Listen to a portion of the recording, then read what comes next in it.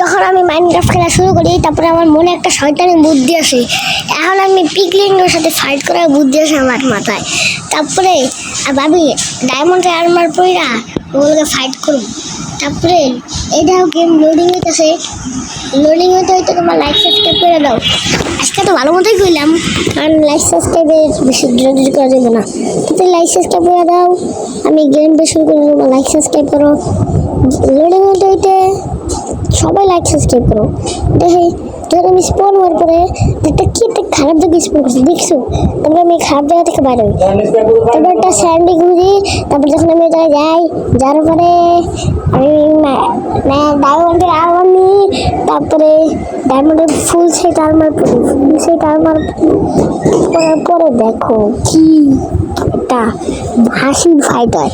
হ্যাঁ, দেখতে থাকো দেখতে থাকো দেখতে থাকো, কি একটা বড় ফাইট হয়। এবার এই ফাইটে দেখো কেটে দিতে আমি একটা, তারপর দেখো আমি কেমন পিগলিং হাত থেকে বাঁচি সিঁড়ি। তারপরে আমি সিঁড়ি নেওয়ার পরে আমি প্রথমে জম্বি রেখে নিলাম, তারপরে ভুলে গেছিলাম যে জম্বি এনে সিঁড়িতে ফাইলে আগুনে পুড়ে।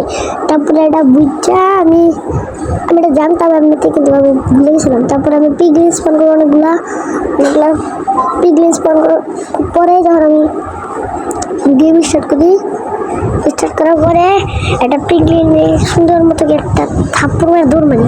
তারপরে সব দিয়ে আমার মারা শুরু করি, তারপরে আরও 2-3 মারা শুরু করি। অনেক হাসি ফানির ভিডিও। তারপরে যখন আমি গেছিলাম, তারপরে আমি আগুনে শেষ। তারপর তো আমার ভাগ্যটা কত ভালো, একটা মাত্র 2 লাইফে বুঝতে পেরেছি। তারপরে এখন আমি ওগুলোকে ফাইট শুরু করা হইব। দেখো ওরা আমার কেমনে মারে, এক লোকে 2টা।